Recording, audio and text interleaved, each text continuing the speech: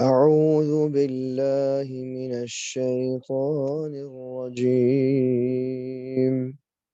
بسم الله الرحمن الرحيم. حرمت عليكم أمهاتكم وبناتكم وأخواتكم وعماتكم وخالاتكم وبنات الأخ وبنات الأخت وأمهاتكم اللاتي أرضعنكم وأخواتكم من الرضاعة وأمهات نسائكم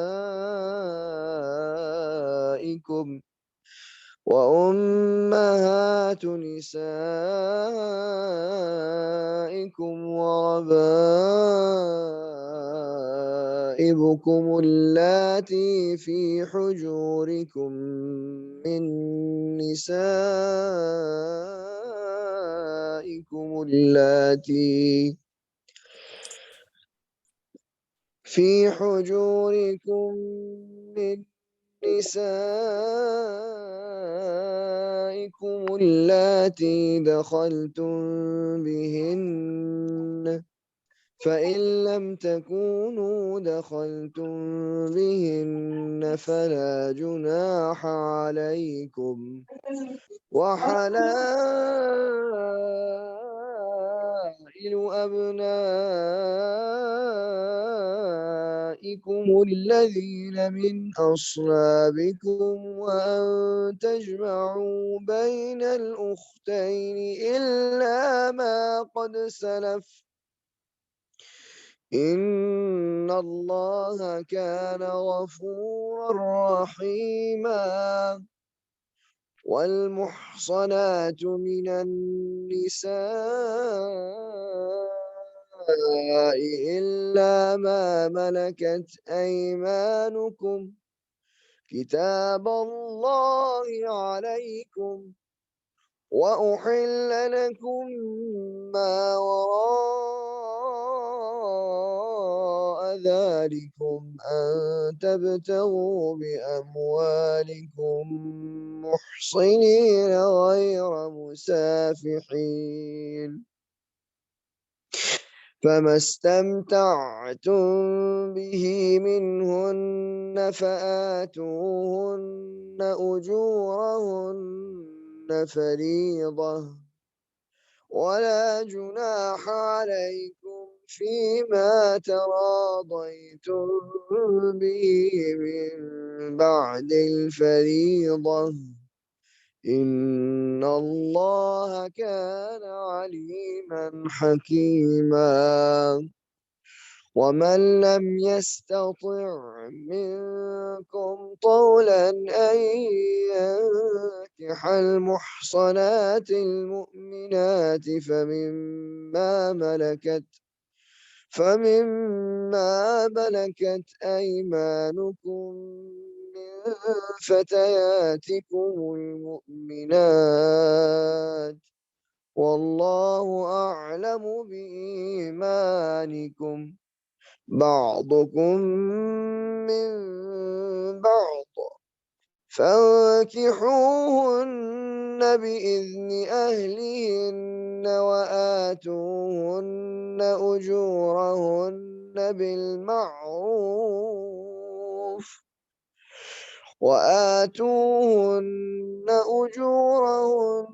بالمعروف محصنات غير مسافحات ولا متخذات أخدان، فإذا أحصن فإن أتين بفاحشة فعليهن نصف ما على المحصنات من العذاب، ذلك لمن خشي العنة منكم، وأن تصبروا خير لكم، والله غفور رحيم. صدق الله مولانا العظيم وبلغ رسوله النبي الكريم صلى الله عليه وسلم. Jazakallah, brother. So, inshallah, we are continuing with this Surah Nisa. And Surah Nisa, being a Madani Surah, all the family life, the life of inheritance, all of them is discussed. And this particular ruku, Allah subhanahu wa ta'ala clearly is giving guidelines in terms of what is haram and what is halal in terms of relations that are in terms of marriage. And some are clear, like, Allah subhanahu wa ta'ala begins, Allah has made it haram for you to marry your mothers, your daughters, your sisters, your aunts, which is Pupiya, and Khala, your Khala. So the aunts, both sister of your brother, of your father, and sisters of your mother, and also, all the niece and nephews, means children of your brother and children of your sister. They are also haram. And those ladies who have your also your milk nurse, your wet nurse, who have feed you the milk when in your infancy, they are, and the daughters of those ladies who have milk you, or they are your wet nurse, they are also haram. So this is a very clear thing. Some of them are established from that is tradition of in the Arabia, but some of them Allah subhanahu wa ta'ala shunned them and all them. And some scholars have also pointed out that in process of adoption, when you adopt a child, it is not permissible for you to give to hide which family they came from. When Nabi Sallallahu Alaihi Wasallam adopted Hazrat Zaid bin Harisa, Hazrat Zaid bin Harith, so he there's a famous incident that Hazrat Zaid bin Harisa is the only Sahabi whose name is mentioned in Quran. So he was basically from south of Arabia, from what is now Yemen, and his Zaid's father Harisa was a famous poet. So during this tribal rivalry, Hazrat Zaid, he was abducted and he was taken to Mecca and he was sold as a slave. And when he was separated, Harisa was from his son Zaid. So he was a poet, so he wrote a lot of poetry, about the tragedy of separation of father and son. So when finally what happened, that when Zaid bin Harisa was sold in the marketplace, slave marketplace of Mecca, so Hazrat Khatija, she bought him and gave it as in the service of Nabi Sallallahu Alaihi Wasallam. Nabi Sallallahu Alaihi Wasallam, he wanted to set an example how the slave should be treated. So he never treated him like a slave. He gave him so much love, so much compassion, like his own son. So what happened? Harisa, the father of Zaid, somebody reported to him that in Mecca there's a person who looks like your son. So he traveled with Harisa, with his brothers, traveled all the way to Mecca. And when he traveled all the way to Mecca, he could find that Zaid bin Harisa was there. So he told Nabi Sallallahu Alaihi Wasallam that, take all the money, but give us back to Zaid. So Nabi Sallallahu Alaihi Wasallam said that, okay, if Zaid wants to go, I do not want any money, take him back. So the Chacha and the father of Zaid bin Harisa went to Hazrat Zaid, and said that, come back, now we have found you. So, but he had so much love from Nabi Sallallahu Alaihi Wasallam, he refused to go with his biological father and his own uncle, Chacha. That day, Nabi Sallallahu Alaihi Wasallam was overwhelmed. He had given a lot of love and compassion to Zaid bin Harisa, but he was so overwhelmed that he grabbed the hand of Zaid bin Harisa, took him to the Qur'anic Kaaba and announced that, from now on, nobody will call Zaid bin Harisa, he's Zaid bin Muhammad sallallahu alaihi wasallam. But later on, the command came from Allah subhanahu wa ta'ala that call people from their original name. Now, why I'm explaining you all that, the reason for that is there are two things that are associated with, we are talking about marriage.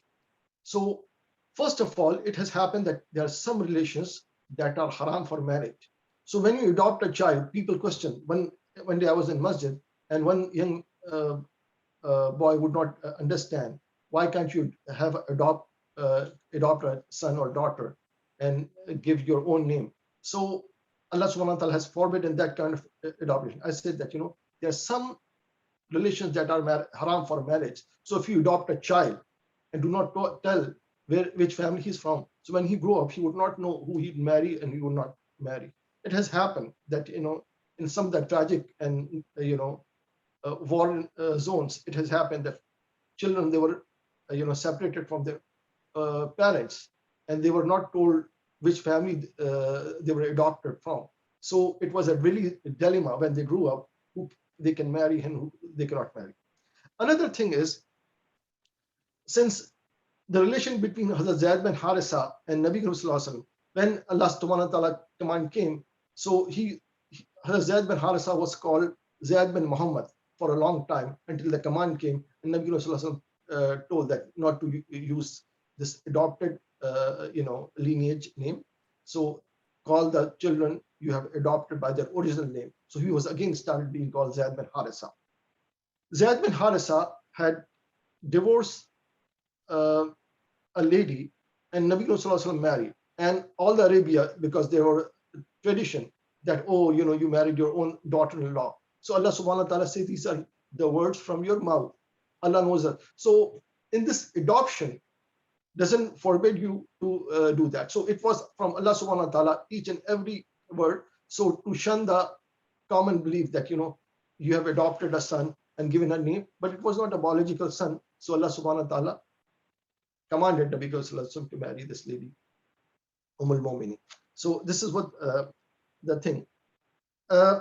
But in terms of not adopted, but the real, like if you, even the mother-in-law is a haram thing for that. So Allah subhanahu wa ta'ala is shunning that, in Arabia, there was a tradition that because of long warfare and the frequent warfare in Medina area and generally all the Arabia, a lot of people will die.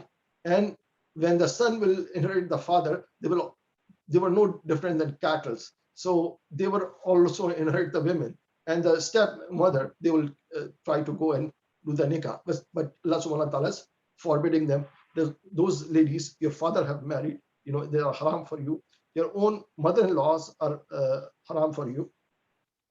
And also Allah subhanahu wa ta'ala saying that milk mothers and all that. And then Allah subhanahu wa ta'ala is forbidding another act, that do not, like if somebody marry a woman, he cannot combine two sisters and they cannot become co-wives. So Allah subhanahu wa ta'ala, in some of the previous shariats and previous law, in the Judaism law, some of the law, it was permissible. So some of the Shariat allowed that, so they could marry two girls, two sisters with one man. But Allah subhanahu wa ta'ala's Quran totally forbidding it. And also Allah subhanahu wa ta'ala is forbidding not only the real sister, but any relation which are haram for being a co-wives. Allah subhanahu wa ta'ala, some ulmas have described it. How do you feel that you get two sisters? Yes, because the easy way or the litmus test is, imagine if they're co-wives, one of them would be a man. So the relationship that he has with that other lady would be haram. For example, two co-wives, two sisters cannot be married because you have to assume it is not a thing, but just to understand what's the real haram and halal. One of them was a brother, it would be haram to marry his sister. So that's why too. So similarly, it is haram for a person to marry his aunt or pupa, father's sister. So you cannot combine a niece and an aunt. Like, they cannot be two co-wives. Like somebody's. And another thing is they cannot be the niece and the khala. And all the things. So that's why ulama has said that, imagine one of them, if the marriage between them was haram, so was a marriage haram to become a co-wives. And Allah subhanahu wa ta'ala is saying that, what has happened has happened, that people have married into the nikah, their fathers, people's who had father had married. So what has happened, it's a very shameful thing, but Allah subhanahu wa ta'ala doesn't accept any of that. And other than that, Allah subhanahu wa ta'ala has made it permissible, all the women, you want to marry. So Allah subhanahu wa ta'ala is permitting that. So now another thing that, cousin marriage is sometimes frowned upon in the Western world, but Allah subhanahu wa ta'ala is saying that all the other women, that means all the cousins and their daughters, and the marriage between those cousins are permissible. So this is a long topic, inshallah, we will discuss it. At this time, I will like to welcome any questions you have with this topic, or a discussion. We will have to have a discussion on this.